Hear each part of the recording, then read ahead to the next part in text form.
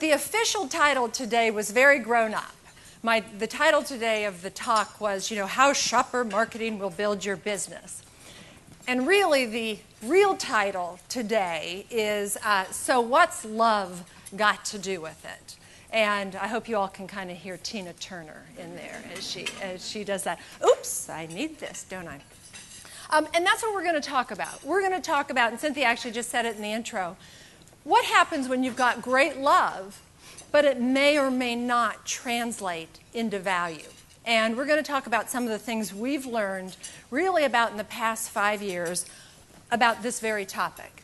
And really, as I see the list of brands and I know who's around the room, many of you spend time building love for your brands. And at Coke, you know what? We have a pretty good track record of doing that as well, whether it's the product portfolio we have, whether it is the iconic ads over the years, the properties we are associated with, Olympics, World Cup.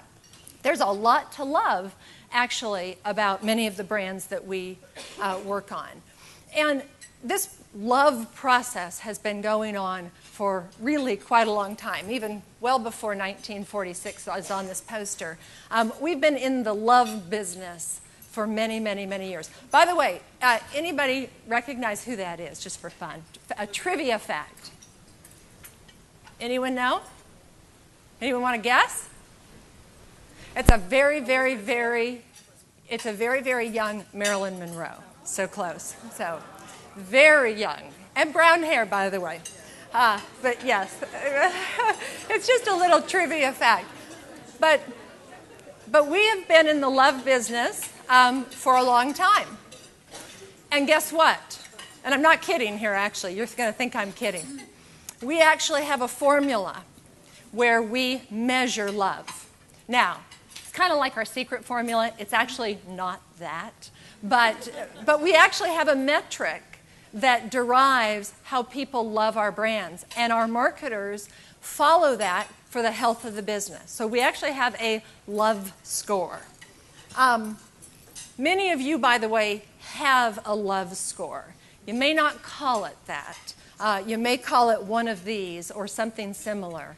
But generally, you're measuring how people feel about your brand or about your service or about your product.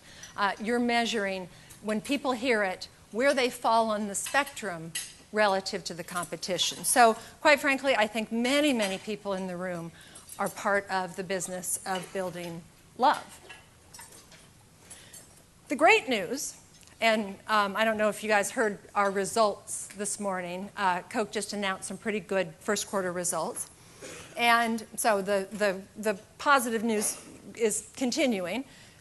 The good news is this love-building business has translated to a pretty good global level of preference. 4 out of 10 people globally will name one of Coca-Cola's products as their absolutely #1 preferred brand. So whether it's Coke or Diet Coke or Fanta or Sprite or some of our international brands, 4 out of 10 people say, that's my favorite brand. And really, no other beverage comes close to this score. So we've been pretty successful, I'd say, in the business of building love.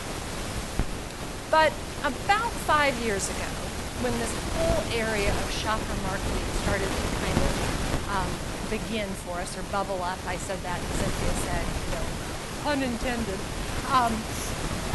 When it started to we started to pay attention to this area called shopper marketing, we asked the question, love is our proxy for success, but really is love enough? And we do have to report earnings. We do have to report profit to our shareholders. And we were using love as kind of our ultimate destination of success. When we got to brand love, that was kind of nirvana. And it automatically translated to value, didn't it? And we asked that question, was it enough? And as we started to look globally, because we really do measure our business on a global level, we said, we have this very strong preference share. But guess what? When we actually looked at the value of this And now we measure value kind of an interesting way as well. It's just not what we sell, it's also the profit that we derive from it. So you can actually have high sales and low value.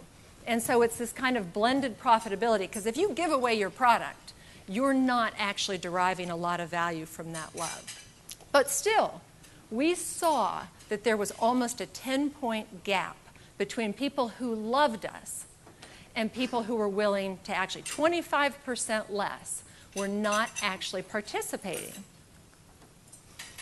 So clearly, we were getting people to buy into our brand, but they weren't as regularly buying our brand. And this actually became very scary to us.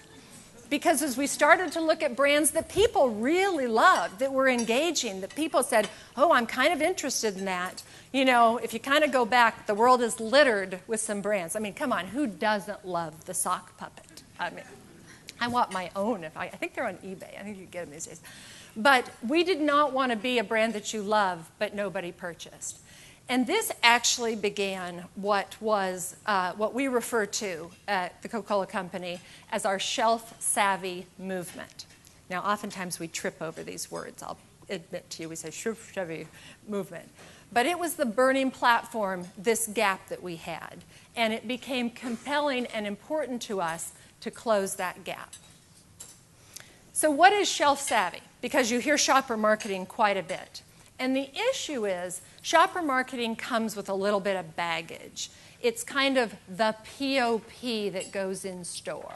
When people think of shopper marketing, they're like, yeah, but can you put the posters, that go up either in the restaurant or in the store? Or, and we said, you know what? It really isn't just that. That's part of it. But it's really about taking the brands and the inspiration and putting the discipline and where and how those brands actually are sold or participated in. And that's what we call the commercial discipline. So it was putting a lens on this holistic process that said, don't just think about your consumer and how they use it. Think about everything along the road that actually creates value and may actually bring somebody into play with you or not. And that's what we began to do.